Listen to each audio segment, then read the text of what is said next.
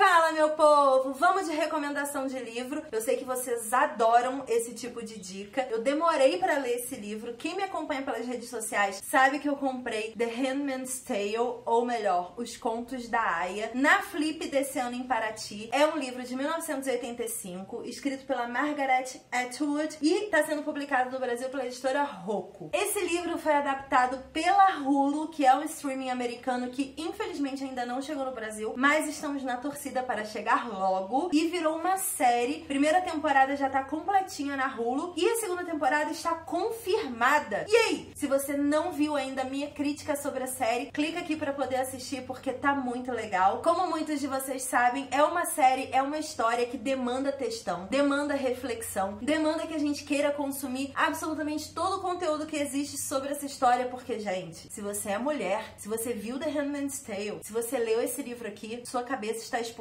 que nem a minha, com toda certeza. Uma pergunta que muitos de vocês me fazem é: mas Cris, vale a pena ler o livro se você já assistiu a série? Tem alguma coisa diferente? O que eu vou ter de experiência maior do que a da série lendo esse livro? Como vocês podem ver, não é um livro muito grosso, mas tem algumas diferenças fundamentais. Eu não vou contar todas as diferenças porque o livro precisa ter graça pra vocês, né não? No livro, a Offred, que é a nossa protagonista maravilhosa Elizabeth Moss, que a gente ama e está torcendo por ela no Emmy. Sim, somos todos fãs de Elizabeth Moss desde Mad Men e eu não consigo controlar a minha ansiedade pra essa premiação agora, dia 17 de setembro. Ela, no livro, tem uma mãe. A mãe dela no livro que é da resistência, que tem aquelas reflexões que a gente fica vendo na série, de querer lutar contra aquilo, de não concordar, de achar a cerimônia um abuso, de achar essa situação do país um absurdo, um retrocesso. Quem tem todas essas reflexões na história é a mãe da Offred no livro. A Offred em si é super passiva. Ela aceita a posição dela de aia, ela não retruca, ela não fica questionando os problemas que existem na sociedade agora. Então, pra quem virou fã de Offred na série, pra quem virou fã da revolta de Elizabeth Moss na história e que acha que ela te representa em gênero, número e grau, talvez o livro seja um pouquinho decepcionante, assim, porque ela não tem essa garra toda no livro não, gente. Isso é da Elizabeth Moss mesmo, é do roteiro que foi escrito pra história, até porque a mãe da Offred não apareceu na série. De acordo com o produtor, é provável que ela apareça na segunda temporada, talvez ela faça parte da Resistência realmente, e a gente não tenha visto ainda porque a gente não viu praticamente ninguém da Resistência, então pode ser que eles introduzam a personagem nessa continuação da história. Mas até agora, a Offred que assumiu essa posição de ficar reclamando das coisas e sofrendo as consequências de ser, de certa forma, uma resistência ali na história. A Offglen, que é interpretada pela maravilhosa Alex Bledel, a eterna Rory de Gilmore Girls, na série foi apresentada como uma personagem homossexual, que antes do golpe era casada, inclusive, e que a esposa dela conseguiu fugir e ela não. E na série ela passa por algumas retaliações por ser homossexual, porque lá o pessoal da organização política religiosa que comanda a história descobriu o histórico dela e coloca ela contra a parede. No livro, o passado dela é um mistério, ninguém fala o que aconteceu, e a única coisa que a Offred descobre no meio da história é que ela se enforcou por quase ter sido descoberta e tudo mais. Então ela não tem uma participação tão ativa no livro quanto na série. Mas ainda bem que na série tem e que ela vai voltar na segunda temporada, porque não é mesmo? Respeite Rory Gilmore. Outra parte que também é bem diferente da série e do livro é a Janine, aquela que perde o olho, que inclusive tem uma das cenas mais angustiantes na série. Ela no livro não perde o olho. Inclusive essa parte de mutilações assim que rola muito na série, que é muito enfatizado como castigo, no livro não tem. Eles são tão ruins quanto na série, eles são divididos em castas como na série, eles têm todo aquele processo de repressão, de acabar com a individualidade e com a liberdade das mulheres. Isso é muito intenso no livro também. Só que na série, eu acho que até pra retratar um pouco mais de choque, pra te deixar angustiado mesmo, e como você não tem o detalhamento de uma literatura ali, eles precisaram trabalhar elementos angustiantes pra te passar a verdadeira intenção da história dos Contos da Aia. Então eles optaram por seguir por esse caminho aí das mutilações. Dá uma agonia bem grande assim quando você tá assistindo a série, dá um embrulho no estômago. Eu já falei isso algumas vezes, fiquei sem dormir aí algumas noites por conta dessa série e por conta do livro também agora. Se eu acho que vale a pena ler o livro depois de assistir a série, eu acho que sim, porque a intenção da autora lá em 1985, como ela mesma já falou várias vezes, era fazer uma ficção ficção científica especulativa focada no universo feminino. Coisas que todas as organizações que defendem de alguma forma a liberdade de expressão da mulher no mundo falam o tempo inteiro. Que a gente tem amarras sociais transparentes e invisíveis que só as mulheres sentem e que é muito complicado lidar com elas o tempo todo. Ainda mais sabendo que a qualquer momento pode acontecer um golpe e a humanidade sofrer um retrocesso. Então isso fica muito mais claro no livro do que na série. A interpretação que eu tenho é que o livro te explica melhor as coisas. A série te choca mais e te deixa com medo. Então te deixa mais atento para determinadas coisas da vida. Os dois valem a pena. O livro é muito bom mesmo. E os elementos diferentes acabam criando esperanças de, em novas temporadas, a gente ter outros personagens sendo introduzidos, como por exemplo a mãe da Alfred, que existe chance de aparecer e isso é muito legal. Os produtores da série já disseram que rola uma possibilidade da segunda temporada ser mais leve do que a primeira. Eles receberam muitas críticas pesadas, assim, com relação ao nível de realismo do sofrimento feminino. Mas eu acho que isso foi bom. Eu passei mal, eu fiquei mal com a série, fiquei realmente reflexiva de uma forma pesada, mas eu acho que isso foi muito bom, abriu meus olhos para diversas coisas que eu não pensava no dia a dia. Então eu quero mais de Handmaid's Tale, eu quero mais de pesado, mais história roots, pra gente botar nossa mão na consciência e pensar sobre a nossa posição no mundo, de verdade. E estamos todos torcendo pra The Handmaid's Tale e pra Elizabeth Moss no Emmy, 17 de setembro, hein, gente? Acompanha junto com a gente nas redes sociais. Fica a dica então, o livro Os Contos da Aya, de The Handmaid's Tale, inspirou a série maravilhosa de super sucesso da Hulu, sendo publicado pela editora Rocco aqui no Brasil. Não esquece de deixar o seu like se você curtiu a volta do quadro de recomendação de livros. Finalmente estou tendo tempo de fazer esses vídeos. Se inscreva no canal, clica no sininho para receber notificação sempre que sair um vídeo novo. Beijo